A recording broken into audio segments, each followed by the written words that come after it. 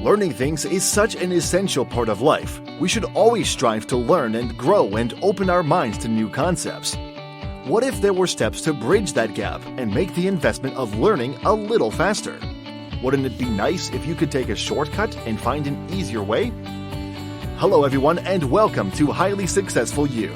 Today we're going to talk about top 10 speed learning tricks to learn anything faster. We can all find ways to make the most out of our precious time and speed up the learning process, all without needing a photographic memory or an incredible investment of time.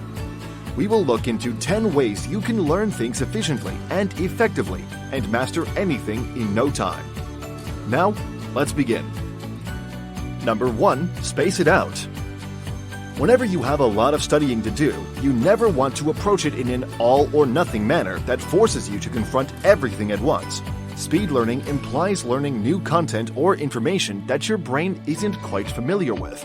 If you overtax your brain with endless, extended study sessions and intense periods of hyper-focus, you're going to burn yourself out too quickly. Give yourself enough time ahead of deadlines and try not to procrastinate. That way, you can chunk your learning into bite-sized pieces and it will become more manageable and easier to internalize. Try to be kind to your brain while you're learning and avoid the dreaded cram session at the end. Number 2. Modify your practice. If you're learning a skill, don't do it the same way every time. Minor changes through your repeated practice sessions can help you master a skill faster. In one study of people learning a computer-based skill, those who practiced a new skill followed by a modified practice session had higher performance rates. It works best with tiny changes, like a different place, a different tool, a different time of day. By engaging your brain a little more each time, you'll be more likely to work harder to accommodate these perceived challenges. In essence, this forces your brain to focus more intently on the task and not go into autopilot. Now, while autopilot can seem easier, it won't benefit you if those thoughts and processes are so automatic you're not sure what you're doing or learning.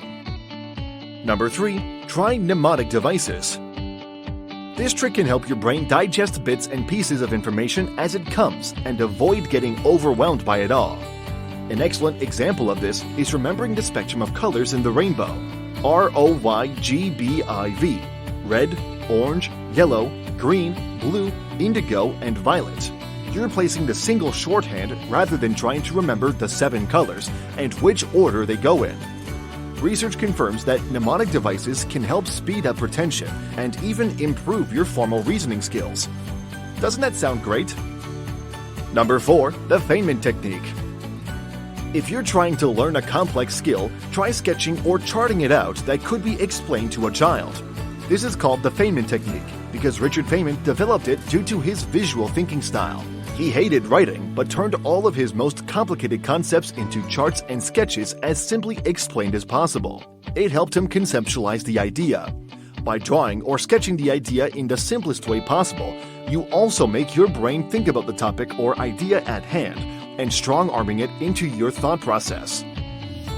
Number 5. Take notes by hand. Try ditching the computer. I know it seems simple, but there's something different about retaining written information over typed. The kinesthetic aspect of physically writing it down helps impart the knowledge to your mind. This is why students do better when they take notes on the lesson. They're engaging their hearing and writing it down. By writing letters, you force your brain to focus on each word, sentence, and concept as you go. This simplification can make the information much easier to retain over time and means you'll have it on hand for reference. Number 6. Stay hydrated. We know that drinking water is supposed to be good for us, for our skin, our immune system, our body functioning. Did you know, however, that staying hydrated is also key to your cognitive abilities? Drinking water can, in effect, make you smarter. Your brain has difficulty focusing and staying on task while dehydrated because your brain only functions appropriately when adequately hydrated. It's more than 70% water after all. When you fail to drink enough water, your brain now has to work harder than usual to bridge that gap. This will eventually lead to greater fatigue levels and lower retention rates, making you work harder for less reward. Number 7. Gamify your learning. Gamification is the process of turning something that isn't a game into one by adding elements like points, competition, rewards, and goals. You can absolutely gamify learning, just as you can other less than fun tasks. Turn it into a competition by adding a scoring system. Gamifying has been shown by research to boost your motivation and engagement, academic achievement, and social connectivity. Think of it this way: why would you want to do something that doesn't immediately benefit you? You can learn better by rewarding your brain and making yourself look forward to these games, thus looking forward to meeting those goals once again. Number 8. Write down questions and concerns as you go. As you're learning, chances are you're going to run across material that is unfamiliar or causes you to think of more questions as you go. Write those questions down. At the end of your study session, you can review those questions and answer your concerns. Even better, start your next session fresh by searching for those topics to help you review the material at hand. This will help you remember the material parts you struggled with without getting hung up on complex concepts at the moment. Learning a new skill at an accelerated pace can be tricky, but trying to absorb every single piece of information at once will be altogether overwhelming. Avoid burnout and circle back with a fresh mind after you've read the material. Often you'll find the answers to your questions with context clues, and if you don't, it'll help.